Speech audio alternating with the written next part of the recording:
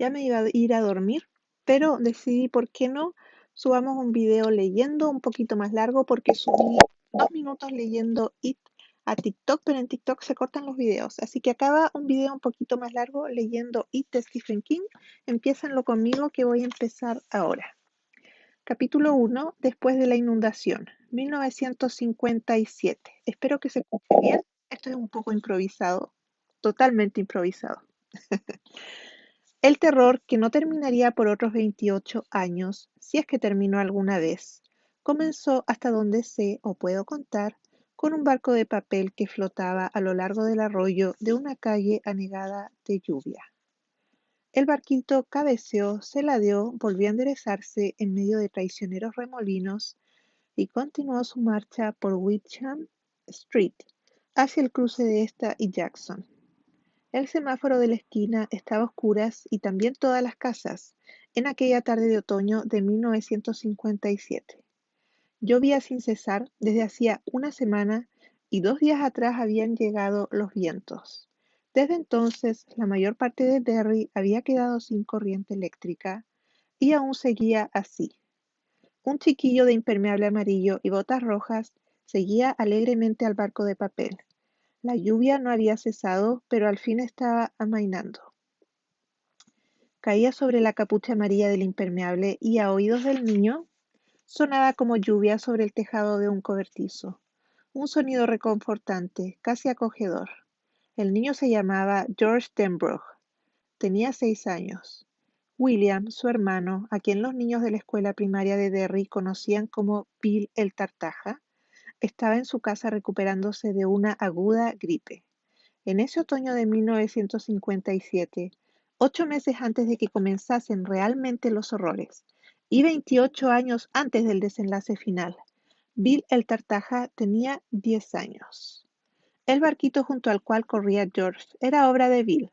Lo había hecho sentado en su cama, con la espalda apoyada en un montón de almohadas, mientras la madre tocaba para Elisa en el piano de la sala y la lluvia batía monótonamente la ventana de su habitación.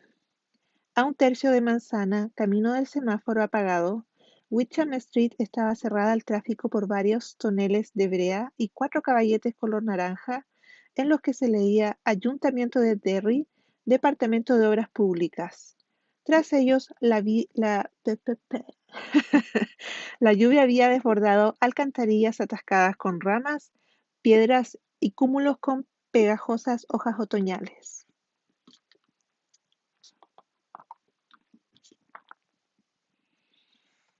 El agua había horadado el pavimento al principio y arrancado luego grandes trozos.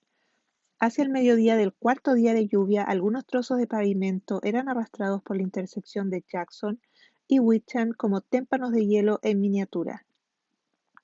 Muchos habitantes de Derry habían empezado por entonces a hacer chistes nerviosos sobre el arca.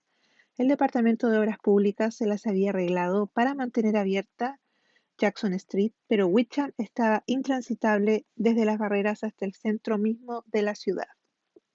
Todos estaban de acuerdo, sin embargo, en que lo peor había pasado. El río Kenduskeag,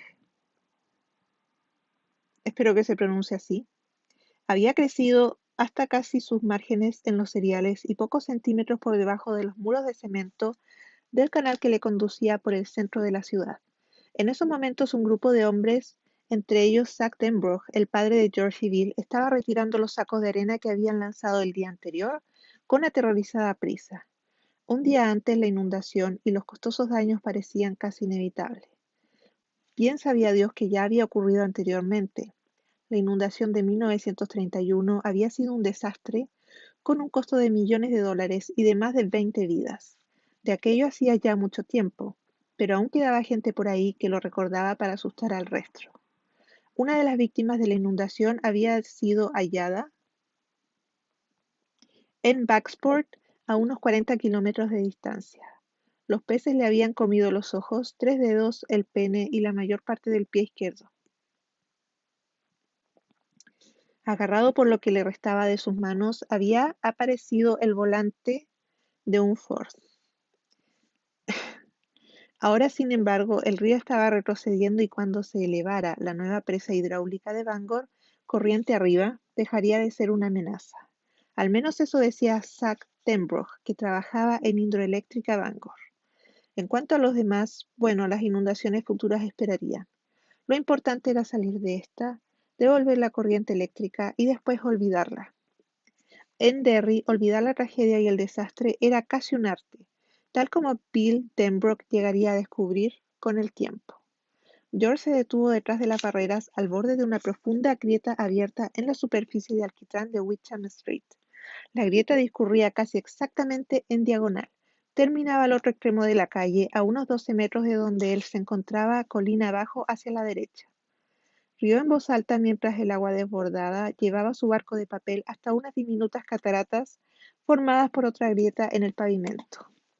El agua había abierto un canal que corría paralelo a la grieta y el barco iba de un lado a otro en la calle arrastrado tan deprisa por la corriente que George tuvo que correr para seguirlo. El agua formaba láminas de lodo bajo sus botas. Llevamos 6 minutos.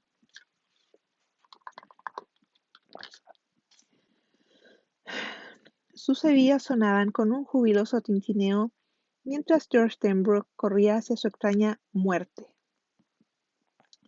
Y el sentimiento que le colmaba en ese momento era simplemente amor hacia su hermano. Amor y también cierta tristeza porque Bill no podía estar allí por ver aquello. Claro que él trataría de contárselo cuando volviese a casa. Pero sabía que jamás conseguiría que Bill lo viese tal como si éste lo hubiese conseguido. Tal como éste si lo hubiese conseguido. Bill destacaba en lectura y redacción, pero aún a su edad George tenía capacidad suficiente para comprender que no solo por eso obtenía Bill las mejores notas. Tampoco era el único motivo de que a los maestros les gustaran tanto sus composiciones. La forma de contar era solo una parte del asunto. Bill sabía ver. El barquillo solo era una página arrancada de la sección de anuncios clasificados del News de Derry. Pero George lo imaginaba como una torpedera de una película de guerra de las que él y Bill solían ver en el cine Derry en las matinés de los sábados. Una película de guerra en la que John Wayne luchaba contra los japoneses. La proa del barco levantaba olas a cada lado mientras seguía su precipitado curso hacia la cuneta del lado izquierdo de la calle. En ese punto, un nuevo arroyuelo corría sobre la grieta abierta en el pavimento, creando un remolino bastante grande. George pensó que el barco se iría a pique. Escoró de modo alarmante, pero luego se enderezó, giró, navegó rápidamente hacia la intersección. George lanzó gritos de júbilo y corrió para alcanzarlo.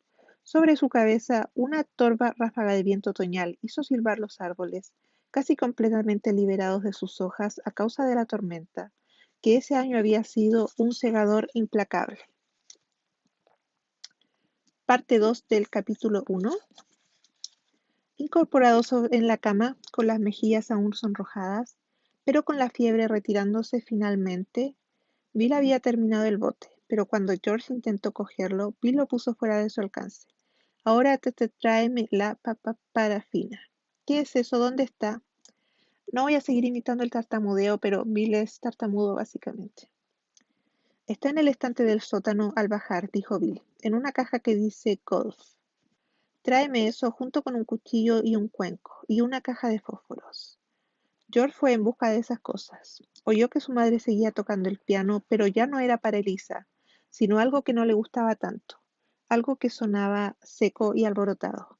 Oyó la lluvia azotando las ventanas de la cocina. Ese sonido era reconfortante, pero no así la idea de bajar al sótano. No le gustaba el sótano, ni le gustaba bajar por sus escaleras, porque siempre imaginaba que allá abajo, en la oscuridad, había algo.